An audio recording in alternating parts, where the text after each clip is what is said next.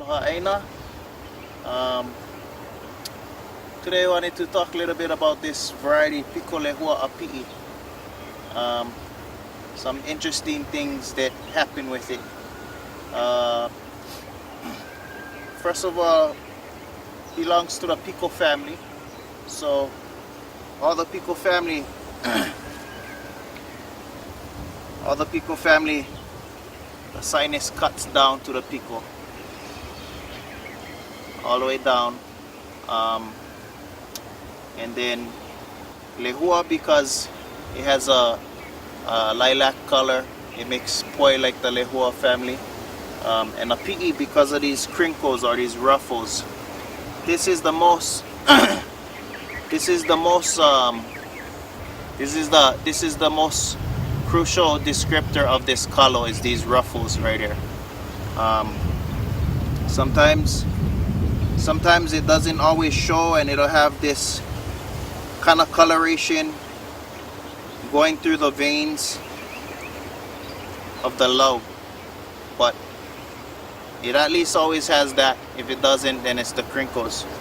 What I started noticing about maybe 6 years ago, maybe a little bit longer than that, is that this variety is kind of unstable.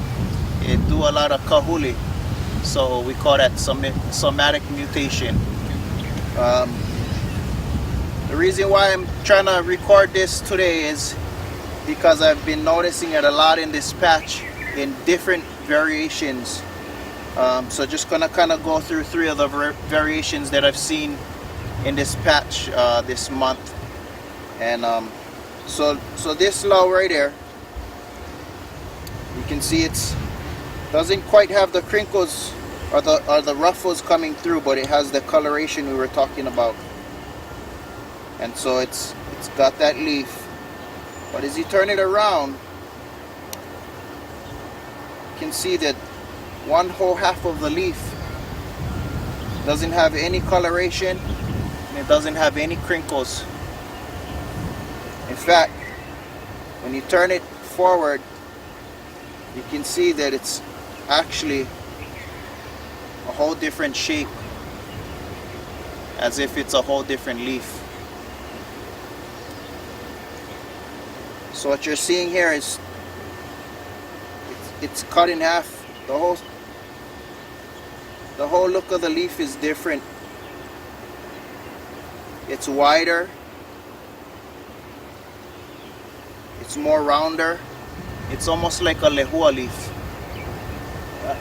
So that's one.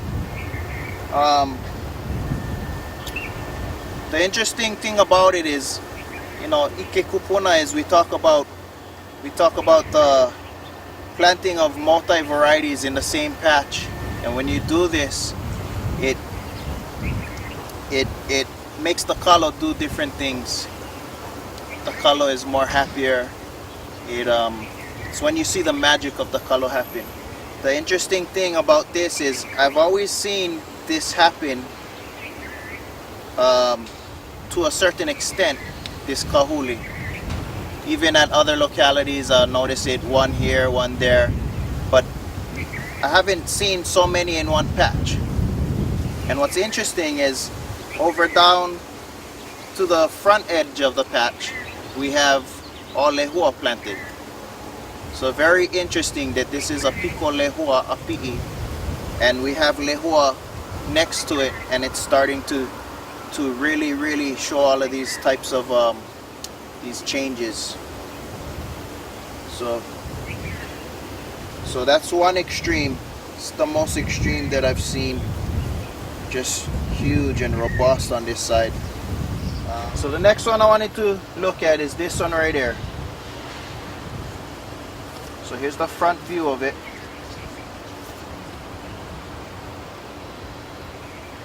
Here's the back. So you can see one whole side has all of those attributes of the Pico Lehua Api'i. And as you turn to the other side, the bottom half of it, the bottom quarter of it I should say, has it.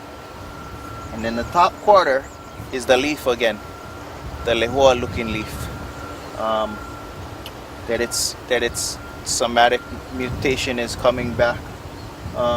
Interesting because it's 3/4 of the leaf is covered with the lehua api'i, the pico lehua, and then as you get to this one top quarter, it's just that one area that's changed. And as you look at the leaf straight on, you can totally tell the difference between everything.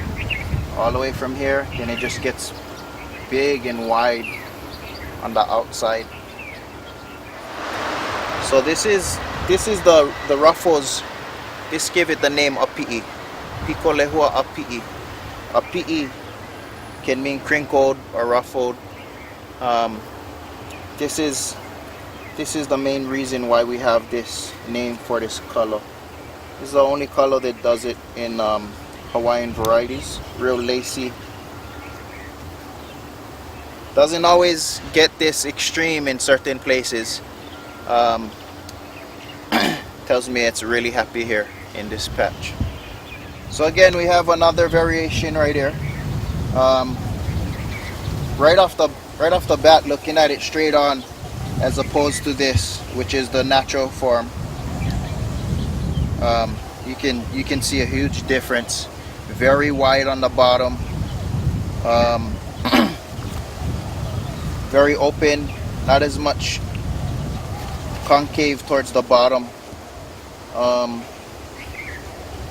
Then you turn it around, and the upper half, you see that pico. You see the attributes of the pico lehua with the lacing, and on this top. And as you turn it to the bottom, you see it's completely absent. None of those attributes. So it's a very different texture. Even the texture of the leaf, it feels very different. So basically what I'm proposing is, what we're seeing is whatever variety this may have come from, the parentage of this lineage, something is wanting to come back out. It's wanting to show us where it's coming from, and it's becoming more prevalent.